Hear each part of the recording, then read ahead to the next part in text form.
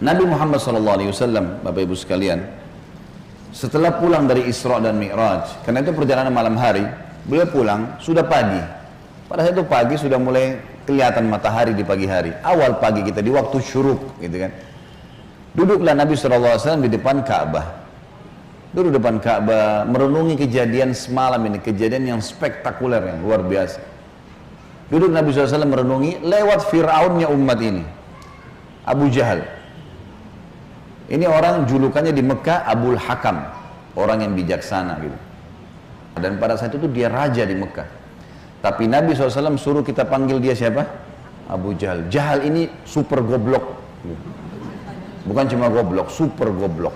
Luar biasa. Kenapa dikatakan begitu? Orang Mekah bilang Abu Hakam, dia dikatakan Abu Jahal. Karena Abu Jahal ini sama Abu Sufyan itu setiap malam dengar Al-Quran yang Nabi baca di rumah Nabi SAW. Setiap malam datang dengar, mereka diam-diam. Misalnya ini tempat tisu, ini rumah Nabi SAW, nanti Abu Jahal di sini, Abu Sufyan di sini, ada satu lagi temannya di belakang. Jadi mereka nggak saling tahu nih. Sampai pagi mereka dengar tuh ayat Al-Quran. Waktu mereka pulang, ketemu tiga-tiga. Lo saling tanya, kenapa kalian sini? Kenapa kalian sini? Kenapa kamu sini? Kenapa kamu sini? Oh, saya dengarkan ayatnya yang Muhammad baca. Kata Abu Jahal, kita janjian, nggak boleh terulang. Kalau masyarakat Mekah tahu kita dengar apa yang Muhammad baca, nanti beriman semua nih. Sepakat ya, sepakat, nggak ada yang hilangi. Besok malam datang lagi tiga-tiganya. Karena mereka satu sama yang lain menyangka temannya nggak bakal datang. Penasarannya. Ketemu lagi pagi, sepakat lagi, jangan ulangi ya. Hari ketiga ulangi lagi. Datang lagi tiga-tiganya. Ini kejadian nyata dalam sebuah riwayat Bukhari disebutkan itu. Maka tiba-tiba saja setelah itu, saya lupa namanya satu orang tokoh Quraisy itu yang bilang sama Abu Sufyan, wahai Abu Sufyan, bagaimana pendapatmu apa yang kau dengar dari Muhammad? Kata Abu Sufyan, yang saya tangkap, ini kita bukan anak-anak nih. Ini apa yang kita dengar 3 hari kita janjian tidak datang, tapi kita datang terus karena penasaran. Ini pasti ada sesuatu. Bagaimana pendapatmu? Kata Abu Sufyan, ada yang saya mengerti dan punya makna yang tinggi, bagus. Ada yang saya tidak mengerti, tapi saya yakin itu kebenaran. Kata yang satu ini, saya juga begitu. Saya yakin nih kebenaran. Kita tanya Abu Hakam, datangi rumahnya Abu Jahal. Wahai Abu Hakam, apa pendapatmu yang kau dengar 3 hari dari Muhammad? Apa Abu Jahal bilang apa? Demi Allah, kan orang Mekah pakai kata demi Allah. Mereka tahu, mereka ikuti ajaran Nabi Ibrahim AS. Cuma mereka musyrik. Mereka datangkan berhala, dijadikan perantara dengan Allah. Allah nggak mau tuh, gitu kan? Maka dia bilang, demi Allah saya tahu Muhammad benar. Kata dia.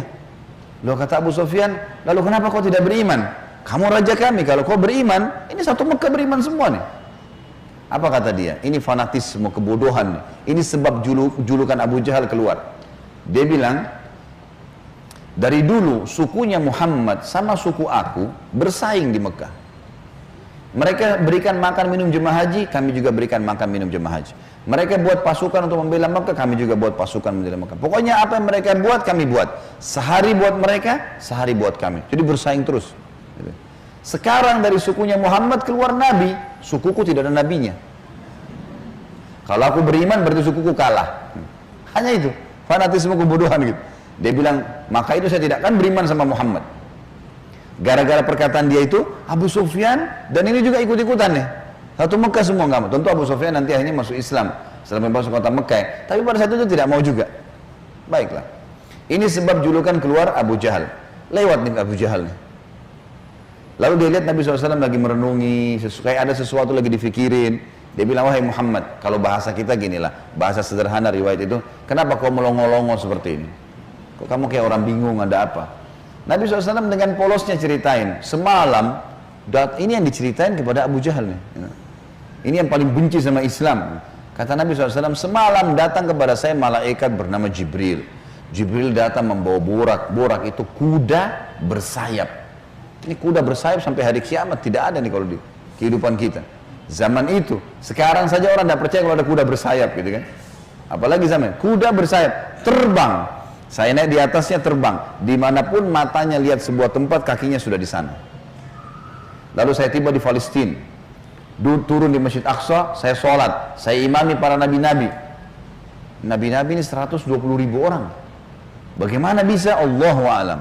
Nabi sampaikan, saya imam. Lalu kemudian saya naik di atas burak, saya mi'raj ke langit. Di langit pertama ketemu dengan Adam, langit kedua ketemu dengan Nabi yang bersaudara sepupu, Isa dan Yahya. Langit ketiga ketemu dengan Idris, langit keempat ketemu dengan Yusuf, langit kelima ketemu dengan Harun, keenam Musa, ketujuh Ibrahim alaihissalam. Tentu kisah Isra Mi'raj panjang ya, karena perjalanan antara Mekah ke Palestina itu selama perjalanan Nabi SAW diperlihatkan tentang jenis-jenis azab kubur. Saya nggak ceritain di sini. Yang jelas Nabi SAW ceritain semua tuh, apapun yang terjadi. Saya ringkaskan saja. Kemudian waktu Mi'raj ke langit, Nabi SAW ketemu dengan Nabi-Nabi, lalu ngobrol.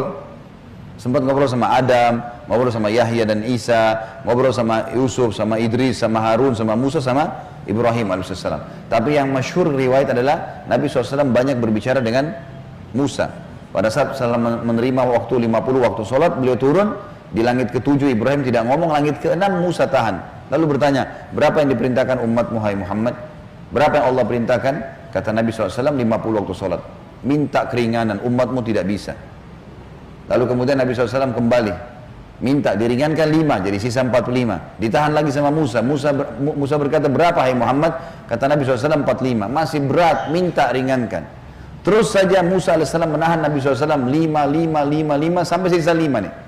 Yang kayak kita kerjain sekarang. Itu pun Musa masih bilang, minta keringanan. Bayangkan Bapak Ibu sekarang kalau 50 waktu sholat, per 15 menit azan. Siap nggak? Ini aja 5 waktu sholat sudah ngos-ngosan gitu. Safnya, kadang-kadang sholatnya cuma imam sama muazzinnya saja gitu. Yang jelas Nabi Musa AS seperti itulah kisahnya. Sampai sisa 5 lalu Nabi SAW mengatakan, saya sudah malu dengan Tuhanku. Bolak-balik terus gitu kan. Maka terdengar suara dari langit, Allah berfirman, hai Muhammad, dia 5 waktu sholat tapi pahalanya 50 waktu sholat.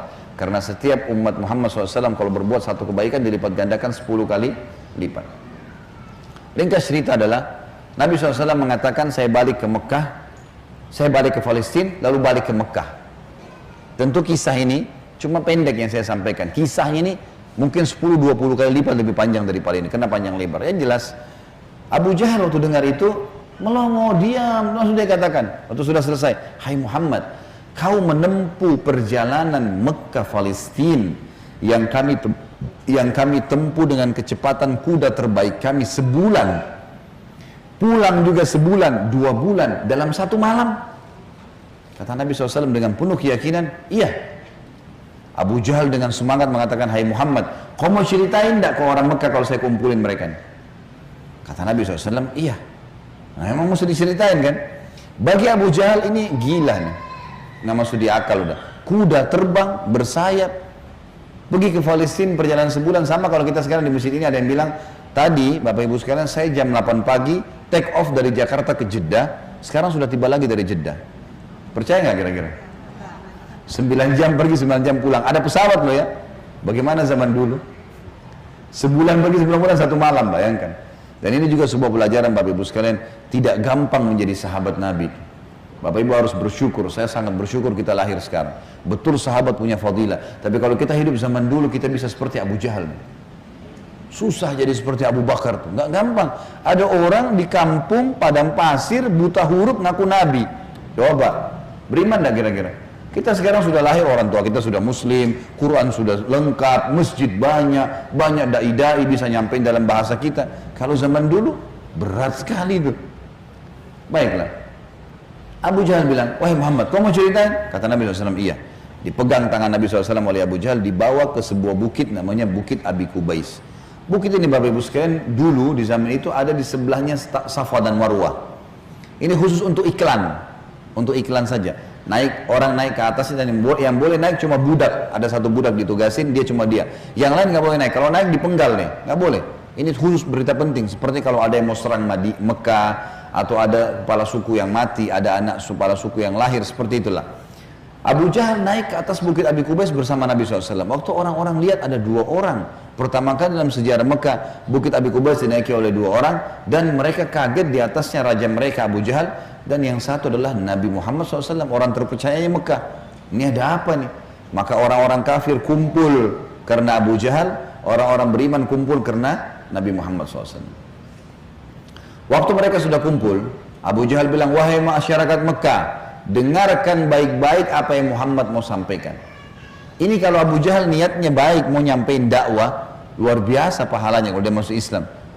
Masalahnya tidak, dia mau mempermalukan Nabi SAW. Niatnya itu. Maka dia bilang, silakan hai Muhammad. Nabi SAW ceritakan dengan polosnya. Datang Jibril, borak, kuda terbang, Palestina, sholat, dan sampai selesai. Lengkap, panjang lebar. Allahu alam berapa jam waktu itu. Biarlah disampaikan. Sampai selesai semua, apa yang terjadi? Orang-orang Mekah yang kafir, Bapak Ibu sekalian, bertambah kufur. Ini Muhammad gila nih. Mekah, Palestina, pulang pergi 2 bulan, 1 malam. 1 malam, dan ini bukan 1 malam, setengah malam malah, gitu kan. Pulang pergi. Ini nggak masuk di akal. Ini baru ke sana saja nggak percaya. Apalagi naik ke langit, ketemu, ya udah panjang ceritanya. Belum lagi cerita tentang surga dan neraka, diperlihatkan adab-adab kubur. Tapi ya sudah. Waktu itu yang sudah beriman pun di kalangan sahabat, benar nggak ya? Tapi ini Nabi, nggak mungkin salah. Mereka sempat bimbang. Abu Jahal turun dari bukit Abi Qubais sambil ketawa, senyum. Sambil dia ngomong, ada sahabat rupanya yang ikutin. Tahu nih Abu Jahal tadi yang ajak Nabi nih, diikutin. Dia bilang, sekarang agamanya Muhammad sudah habis. Dia pergi ke Darun Nadwa, tempat kumpulnya orang-orang Quraisy, lalu dia teriak. Dia bilang, hai Quraisy, berita gembira. Apa itu Abu Hakam? Agamanya Muhammad sudah habis. Udah nggak ada lagi agamanya. Kata mereka, memang kenapa? Apa kata Abu Jahal? Muhammad mengarang cerita dusta. Katanya begini. Abu Jahal ini tidak sadar sedang nyebarin berita apa? Isra dan Mi'raj. Dia lengkap, dia sampaikan ke orang semua nih. Datang malaikat namanya Jibril, datang burak, terbang ini, semua lengkap. Adab-adab kuburnya disebutin sama dia. Semua lengkap disebarin. Lalu orang-orang Quraisy diam semua. Mau bilang apa nih rajanya, dan mereka juga memang masih belum beriman kepada Nabi SAW. Lalu kata Abu Jahal, ada satu orang.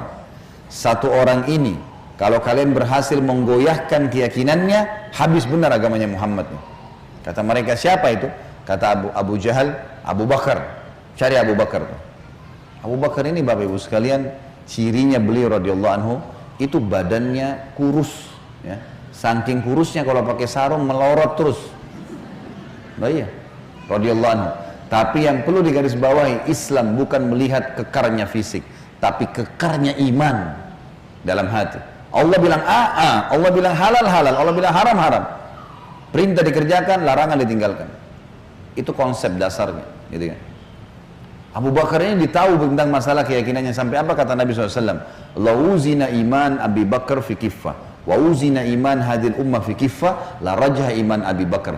Kalau keyakinannya dan imannya Abu Bakar ditimbang di satu timbangan, dan keyakinannya serta keimannya seluruh umat ini, semua sahabat, semua tabi'in, semua yang sudah mati, yang masih hidup dan yang belum lahir, semua kita di sini juga termasuk. Ditimbang iman kita semua dibandingkan Abu Bakar, yang satu timbangan pasti lebih berat keyakinannya Abu Bakar. Kata Abdullah bin Mas'ud, sahabat Nabi radhiyallahu anhu yang mulia dengan ibadahnya yang luar biasa, kami tidak ada bedanya dengan Abu Bakar dari sisi ibadah. Karena Abu Bakar sholat, kami sholat. Abu Bakar puasa, kami puasa. Abu Bakar sedekah, kami sedekah. Abu Bakar ya jihad, kami jihad. Tapi kami tidak bisa menyaingi Abu Bakar dari sisi keyakinannya. Mustahil. Kalau Rasulullah sudah bilang kerjakan apapun konsekuensinya. Mau wajib, mau sunnah, nggak ada toleransi, nggak ada keraguan. Yang haram, nggak ada lagi. Haram, nggak ada ceritanya. Seperti itulah konsepnya. Jadi sangat luar biasa. Yang jelas Bapak Ibu sekalian, mereka bilang cari Abu Bakar. Dan juga ada hadis supaya saya tidak lupa ya, kata Nabi SAW, tidak ada seseorang yang menginjakkan telapak kakinya di muka bumi setelah para nabi-nabi yang paling afdal lebih daripada Abu Bakar. Jadi setelah Nabi langsung dia radhiyallahu anhu, jadi orang yang sangat luar biasa. Datanglah orang-orang Quraisy ini ke kebunnya Abu Bakar, di kebun kurma di pinggir kota Madinah, dan orang sahabat-sahabat tadi ini pada ikut gitu kan. Sampai di kebunnya Abu Bakar, Abu Jahal teriak-teriak, wahai Abu Bakar, keluarlah. Abu Bakar keluar. Abu Bakar keluar, kaget Abu Bakar. Belum pernah dalam sejarah hidupnya Abu Bakar itu, tokoh-tokoh Quraisy, kepala-kepala suku datang ke kebunnya. Untuk apa? Dan belum pernah dalam sejarah Mekah orang beriman sama orang kafir jalan sama-sama. Maka Abu Bakar bilang, ada apa wahai Abu Jahal? Dia bilang, sahabat Muhammad gila. Masa dia cerita rekayasa bohong, cerita bohong begini. Abu Bakar dia belum dengar dari Nabi. Abu Jahal yang jelasin. Begini, panjang lebar sampai selesai. Sampai kembali lagi ke Mekah. Abu Bakar sudah tahu nih, Apa tujuannya Abu Jahal? Kalau dia mau beriman, dia sudah beriman kepada Nabi, tapi datang sini mau ngacoin. Kata Abu Bakar ada dua riwayat. Riwayat yang pertama, wahai Quraisy, bukan cuma Abu Jahal, wahai Quraisy, Muhammad mengaku turun wahyu dari langit ke rumahnya, dan saya percaya. Apa bedanya dengan dia kalau naik ke langit? Sama saja, tidak akan menggoyahkan saya. Riwayat yang kedua yang unik nih, dia mengatakan, wahai Quraisy, ketahuilah, kalau depan mata saya ada tembok warnanya putih, jelas putih. Muhammad bilang tidak Abu Bakar, itu hitam. Saya akan bohongkan mata saya dan saya bilang hitam. Ini luar biasa. Mau digoyahkan bagaimana nih? Tembok putih? Enggak, salah Abu Bakar. Oh iya, salah. Matanya salah. Bayangin tuh. Apa kira-kira bisa menggoyahkan keyakinan seperti ini? Luar biasa. Pokoknya Allah Rasulnya bilang selesai, nggak ada toleransi. Gitu kan? Sudah selesai, semua dikerjain. Biar seluruhnya benci. Tembok warna putih, Muhammad bilang hitam, saya bilang iya, mata saya salah, hitam berarti. Abu Jahal dan orang Quraisy diam. Ini nggak bisa lagi digoyahkan. Abu Bakar radhiyallahu anhu tahu ada masalah nih. Dia tanya orang sahabat-sahabat, di mana Rasulullah SAW? Kata mereka di Bukit Abi Kubais tuh, dikerumuni orang. Abu Bakar ke sana. Pas tiba di sana dari jauh, Abu Bakar teriak, ya Rasulullah, suara keras sengaja. Orang waktu dengar orang teriak, semua bubar-bubar, kasih jalan. Seperti kalau di masjidnya ada yang teriak dari belakang, panggil saya, mungkin Bapak Ibu akan lihat ke arahnya. Suaranya keras, sengaja. Nabi SAW melihat yang datang, Abu Bakar senyum, udah tahu siapa yang datang. Ini tokohnya umat nih, luar biasa. Jadi dia bisa membalik Bapak Ibu sekalian Abu Bakar dengan hikmah Allah. Satu Mekah yang ragu tadi, yang kafir dan yang beriman pun, tentang Isra Mi'raj ini kembali semuanya percaya kalau itu terjadi. Dia bisa membalik itu dengan hikmah Allah. Ini kisahnya begitu.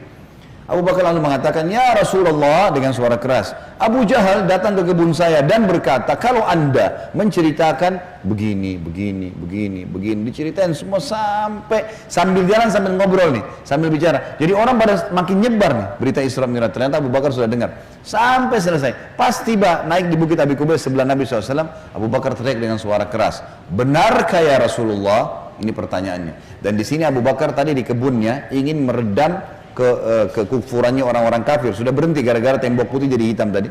Kemudian dia sekarang ingin mengembalikan imannya para sahabat yang sudah kendor nih. Waktu Nabi SAW sudah dekat dengan beliau, lalu dia mengatakan, benar kayak Rasulullah? Kata Nabi SAW, benar wahai Abu Bakar. Abu Bakar teriak dengan suara keras, Anda pasti benar. Kalimat Anda pasti benar membuat sahabat semua, iya ya, ini Rasulullah. Kok nggak mungkin salah. Kembali iman mereka lagi semuanya, gitu kan? Lalu Abu Bakar ingin membuat satu Mekah yakin Isra Mi'raj. Apa yang dia lakukan? Dia bilang, ya Rasulullah, saya mau minta satu hal bisa? Kata Nabi SAW, silahkan Abu Bakar. Di sini di Mekah, satu Mekah, semua tahu Anda belum pernah ke Palestina. Belum pernah ke Palestina. Dan di Mekah ini ada tokoh-tokoh Quraisy, bukan orang biasa, kepala-kepala sukunya, yang selalu bolak-balik Palestina. Yang Allah sebutkan, rihlatas syita'i was saif, musim dingin dan musim panas, rekreasi mereka itu ke Palestina dan ke Yaman. Tiap hari mereka menghafal tuh Palestina, pintu gerbangnya, jalannya, pasarnya, semua dikenal. Masjid Aqsa mereka tahu semuanya, bahkan mereka tahu warnanya segala. Apakah Anda bersedia ya Rasulullah kalau saya panggil mereka, Anda menceritakan apa yang Anda lihat di sana, pintu gerbangnya, jalannya, bentuk-bentuk rumahnya, apa saja? Kata Nabi SAW, tentu saja. Lalu Abu Bakar panggil orang-orang Quraisy, wahai tokoh-tokoh Quraisy, kumpullah. Dipanggil semua, kumpullah. Datang Abu Jahal grup nih sama teman-temannya semua. Tiba di situ kata Abu Bakar, hai Quraisy, Muhammad akan menceritakan sesuatu pada kalian tentang Palestina. Kalian semua tahu Muhammad belum pernah ke Palestina. Kalian harus tahu kalau Muhammad menceritakan sesuatu tentang Palestina persis seperti apa yang kalian tahu, warna pintu gerbangnya, jalannya, rumah-rumahnya, pasarnya, Masjid Aqsanya, harus sportif mengatakan Muhammad benar. Kalau ada satu saja yang Muhammad ceritakan tidak sesuai dengan apa yang kalian tahu, kalian punya hak mendustakannya. Setuju? Setuju. Muhammad gak pernah lihat, gitu kan? Kalau zaman sekarang, Bapak Ibu sekalian, saya mau ceritakan Bapak Ibu Masjid Aqsa, sekarang bisa. Tinggal pakai foto satelit, keramik yang pecah pun saya bisa ceritain. Ini keramiknya ada yang pecah, yang kesekian dari tiang sini, bisa dilihat. Imamnya lagi sholat, bisa kelihatan. Zaman dulu bagaimana? Harus lihat dengan mata kepala, nggak mungkin tidak. Kata Quraisy, baik kami setuju. Kata Abu Bakar, silakan ya Rasulullah. Dalam penutupan hadis Bukhari, kata Nabi SAW, Allah Azza wa Jal membukakan Palestina di depan mata saya. Seperti saya lagi lihat. Maka saya menceritakan mereka pintu gerbangnya, jalan-jalannya, pasar-pasarnya, semuanya. Bahkan saya bisa menghitungkan buat mereka tiangnya Masjid Aqsa. Gitu kan? Dan subhanallah, setiap kali Nabi SAW sebutkan tentang ciri Palestina dan Masjid Aqsa, orang-orang Quraisy dari tokoh-tokoh Quraisy mengatakan Muhammad benar, Muhammad benar, Muhammad benar. Terus, dan ini jumlahnya belasan orang nih. Tokoh-tokoh mereka mengatakan Muhammad benar, Muhammad benar. Pengakuan mereka sendiri. Ini nggak dusta, ini benar. Betul jalannya begini, betul rumahnya begini, betul pasarnya begini, betul Masjid Aqsa begini. Mereka akuin sendiri. Maka gara-gara kasus itu, satu Mekah jadi percaya Isra Mi'raj. Baik. Abu Bakar sudah selesai ini perannya. Sahabat sudah kembali imannya. Orang-orang kafir sudah tidak jadi lagi bisa membatalkan keimanannya Nabi SAW dan agamanya. Maka Nabi SAW ingin menutup Isra Mi'raj dengan kejadian yang luar biasa. Kata Nabi SAW, wahai Quraisy, ada satu bukti lagi. Kalau kalian yakin dengan bukti itu, kalian akan beriman pada saya. Kalau kalian tidak yakin, kalian tidak akan beriman selamanya.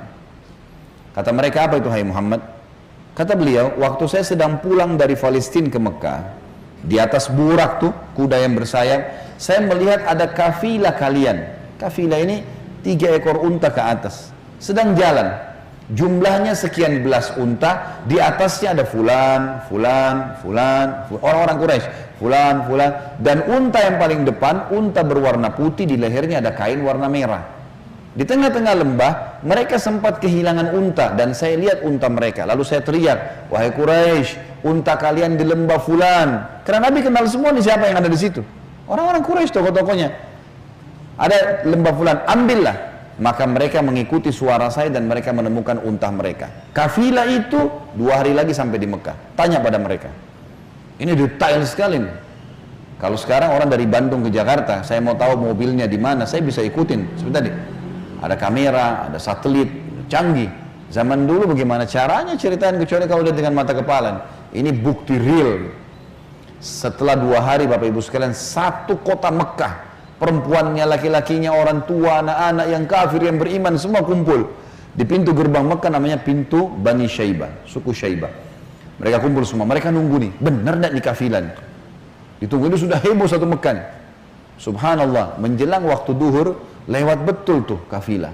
Persis seperti yang Nabi ceritain. Jumlah untanya, nama orang-orangnya, unta paling depan warna putih, di lehernya ada kain merah.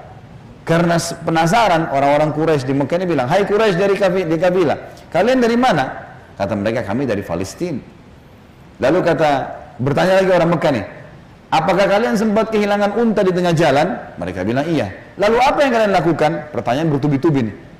Kami mendengarkan suara entah dari mana mengatakan, wahai Quraisy, unta kalian di lembah fulan. Kami ikuti, kami dapat unta kami. Sekarang orang-orang Quraisy di kafilah penasaran, wahai Quraisy Mekah, dari mana kalian tahu nih? Belum satu orang pun di antara kami masuk ke Mekah. Belum ada gosip nih, kok bisa sudah sampai? Belum ada masuk. Mereka sepakat mengatakan dari Muhammad. Semua orang mengatakan dari Muhammad. Semenjak itu semuanya percaya Isra Mi'raj terjadi. Ini tanda-tanda yang luar biasa. Makanya Allah turunkan surah nomor 17 khusus namanya surah Al-Isra, menceritakan masalah itu, sebuah keajaiban yang luar biasa, mukjizat Nabi Muhammad sallallahu alaihi wasallam.